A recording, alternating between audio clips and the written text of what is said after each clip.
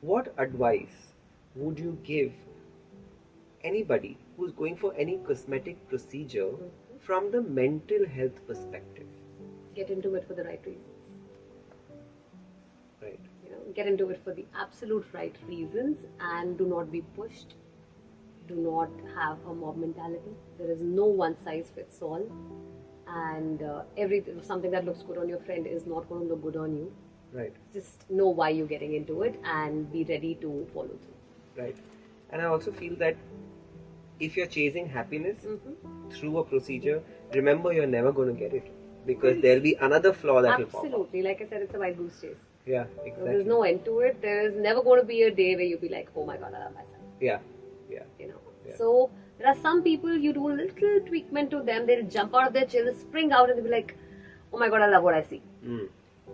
And that's the kick that you also like at the end of the day, because somewhere at your subconscious mind you haven't changed anything about this one person. You've done that little tweakment which you saw, and being intuitive in that time also helps, where okay, this is where I go and this is what I say no to. Right. And you do that little bit, they see the change and they're happy about it, is when okay, I'm on the right track. Right. We always speak best from personal experience. And I'm going to put you in the spot right now, because I'm going to turn the mirror towards you.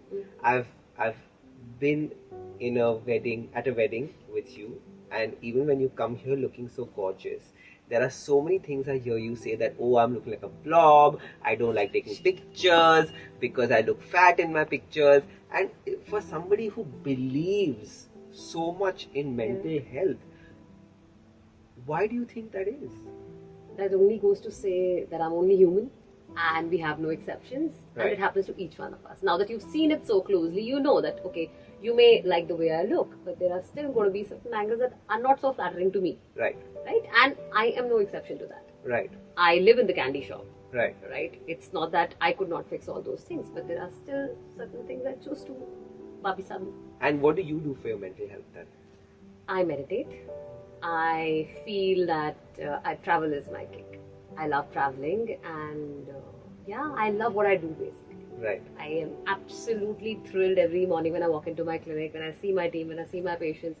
Every day there's a new story unfolding. Then I have old people revisiting. There is so much that we connect upon. There are so many relationships that you make as you go along. Because I am blessed that ways, because I'm not really treating the diseased. Right? What I work in is more like a want than a need. Right? So I don't have a lot of people who come to me who are suffering. So we have so many conversations. We speak about travel, we speak about books, we speak about just about everything. Right.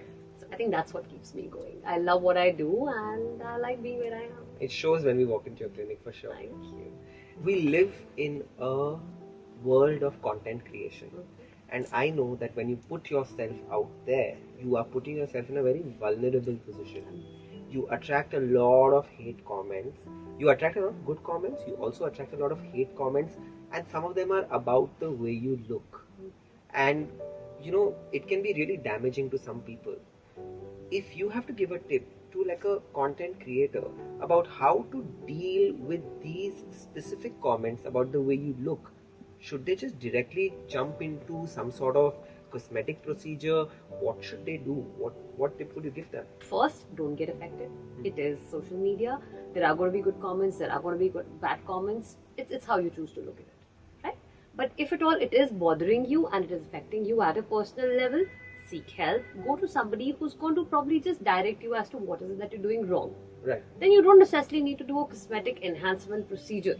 Right. Sometimes you need to do a basic chemical peel. Right. Sometimes you need to just do a skin laundry, clean yourself up. You've done that, you know how it is, right? Yeah. It's just like you laugh at me. Why do you call it a skin laundry? Because that's practically what it is. Yeah. I just deep clean you. Right? I just use a jet of oxygen and air and probably clean all your pores and all the makeup that you have, all the grime that there is, and clean you out. Yeah. If you reach out is only when you will know. Another thing that you can do before you start reaching out is you start journaling your problems. There's something about writing, when you start writing your problems out, it all starts to make sense somehow. And then you know that when you reach out to somebody, what exactly do I need to say? Instead of saying 1,000 things, I know there's just the crux of it is what I need to address. I'm glad you said what you said. It's a way, writing down does that to us. It, no matter how old school, it never gets old. Yeah, it never gets It never old. gets old. You write it down, and so many times while you're writing it down, okay, it's not that big a problem. Yeah. Half of it is solved while you're probably just writing it down, and then you're like, okay, yeah, okay, I'll come back to this if all the others are not answers. Probably that's when I get to that. Exactly. And it's a way of helping yourself. That's what is self-help. You can't go and, I'm sure there will be a time when you could, or maybe you can still do it. You can't go and ask Chat GPT saying, hey, what are my problems? What do you think I need to solve? You need to know what you cannot solve, what you know doesn't exist. What the eyes don't, what the mind doesn't know, the eyes don't You see. can't solve the unknown. You need to know what you need help for, and that's what all this is about.